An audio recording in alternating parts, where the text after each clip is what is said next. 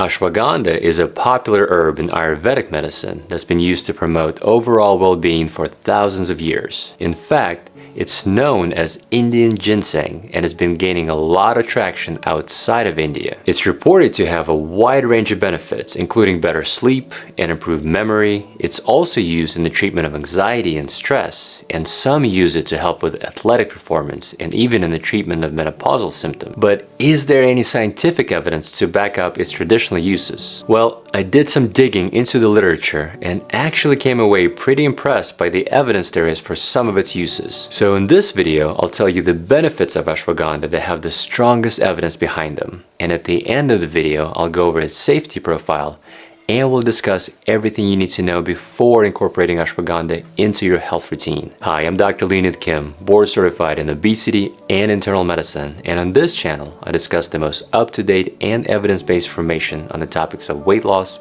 metabolic health, and longevity. Let's get into it. First, one of the most studied uses of ashwagandha is its effect on stress and anxiety. There was a recent systematic review and meta-analysis of 29 trials published in May of last year that noted a significant effect on anxiety and found it to be effective as measured by the Hamilton Anxiety Rating Scale, which is a psychological questionnaire often used to rate the severity of a person's anxiety. But the trials were limited by small sample sizes. Another study I want to highlight is a double-blind, randomized, placebo-controlled clinical trial published in 2019 that looked at adaptogenic and anxiolytic effects of the ashwagandha root extract. This study not only looked at the overall perceived stress and anxiety levels, but also participants' serum cortisol levels, which is a stress hormone that can lead to elevated sugars, weight gain, and depression. This study found a significant reduction in stress levels as well as a decrease in serum cortisol levels. One thing to note is this study also looked at the response to 2 different doses of ashwagandha and compared the standard dose of 600 milligrams a day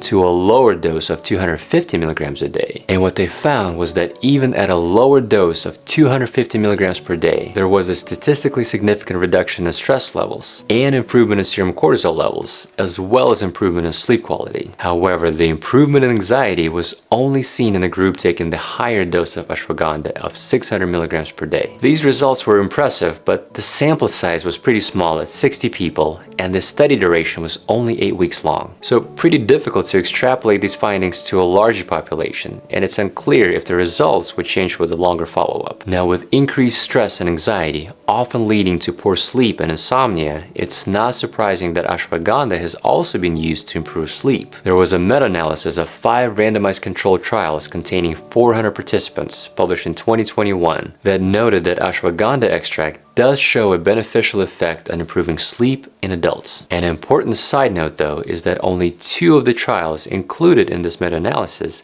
combine both the subjective and the objective sleep measurements. So only 2 studies use both the self-reported questionnaires and also lab-based polysomnography, which is a test that adds a little bit more objective data on the quality of sleep. Another important side note is that there was hardly any data on the effects of ashwagandha in the elderly, so it's tough to extrapolate these effects in that population. Now, when it comes to memory and cognition, the evidence is just not as strong, but it does include a prospective, randomized, double-blind study conducted in 50 adults that showed that 8 weeks of ashwagandha treatment demonstrated a significant improvement in both immediate and general memory, and it also showed a general improvement in executive function, sustained attention, and information processing speed in adults with mild cognitive impairment. And a follow-up systematic review of 5 clinical studies noted early clinical evidence to support cognitive benefits. However, the study was limited by a heterogeneous population that included adults with mild cognitive impairment, schizophrenia, schizoaffective disorder, and bipolar disorder. Another area of research focused on the effects of ashwagandha on physical performance, and the initial data is pretty promising. A recent double-blind, randomized, placebo-controlled trial published in 2021 looked at 50 athletic adults, with half of them randomized to receiving 300 milligrams of ashwagandha twice a day for 8 weeks. The group that received ashwagandha showed an improvement in VO2 max, or a marker of cardiorespiratory fitness, as well as improvement in recovery. And another study looked specifically at muscle strength and recovery and looked at 57 adults, with half of them randomized to supplementation with ashwagandha with the other one randomized to a placebo. And after 8 weeks of resistance training, the group that took ashwagandha had significantly greater increases in muscle strength and size. The ashwagandha group also has significantly greater reduction of exercise-induced muscle damage, as indicated by the stabilization of serum creatinine kinase, as well as a greater decrease in body fat percentage. Lastly, some people promote using ashwagandha in the treatment of perimenopausal symptoms. In a recent